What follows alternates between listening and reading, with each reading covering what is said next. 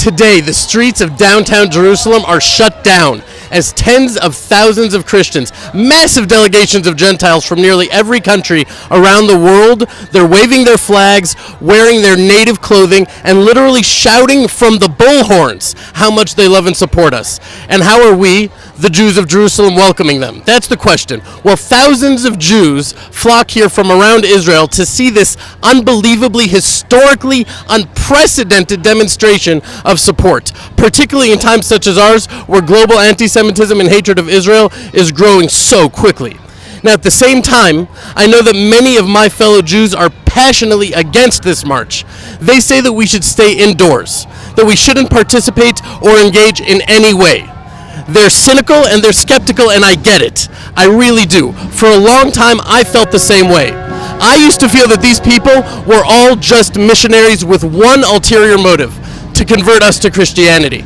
They may say they love us, but when we don't convert, that love will just turn to hate. Just like with Luther, who loved the Jews until we didn't convert. Then his hatred was so toxic it laid the groundwork for the Holocaust. Holocaust, inquisitions, pogroms, and we should bless them? Listen, for about 2,000 years, I would have agreed with all those against this march. But there's one difference that fundamentally changes everything. We've come home. There's no reason to be afraid. We're no longer at the mercy and the whim of the nations around us. We're back in our homeland. And as we return to our land, there are tectonic shifts of historic magnitude happening both within the Jewish people, but also to the nations of the world that you see here today. One of the most shocking of these shifts is the hundreds of thousands of Christians who are witnessing the ingathering of the exiles happening to the Jewish people, and they're realizing that God did not violate his covenant with us, and that we weren't replaced by them or anyone else. They're seeking to connect to the Jewish roots of their own faith. Many are keeping the biblical holidays and the Torah commandments, and they're trying in an attempt to connect to the Jewish roots of their own faith. But look, they aren't flocking to Jerusalem on Christmas or Easter. They're here now on Sukkot. It's proof. It's the holiday which the Torah tells us the nations will converge on Jerusalem to pray to Hashem and offer sacrifices at our temple. Our sages tell us that we offered 70 bulls on Sukkot on behalf of the 70 Gentile nations.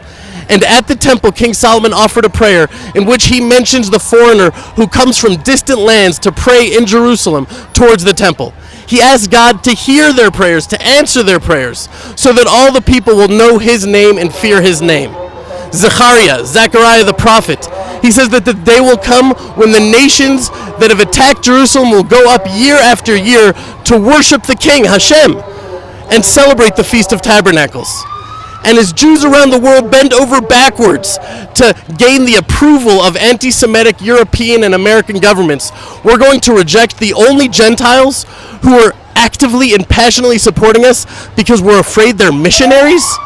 Well, I'm sure that many of them are. And so what?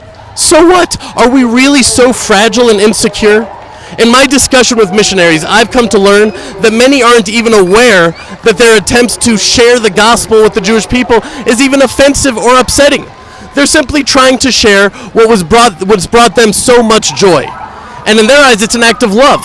Many of them, after being gently educated on why missionizing is both disrespectful and wrong, well, they've committed to ceasing this practice altogether. And if all it takes is a conversation with a missionary to convert us, well then we're not doing our jobs as Jews in educating ourselves and our children and our nation. If there's anyone that should have the eyes to see the miraculous fulfillment of prophecy that this is, it's us, the Jews of Jerusalem. We can leave all that fear back in the exile where it belongs and replace it with confidence, with faith, and with love. We don't need to be in a permanent state of defensiveness.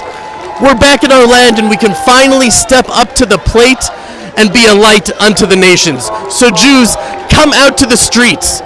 Bring candy, throw candy, bring a lot of love, and be a part of the greatest revolution in world history that's happening before our eyes right now.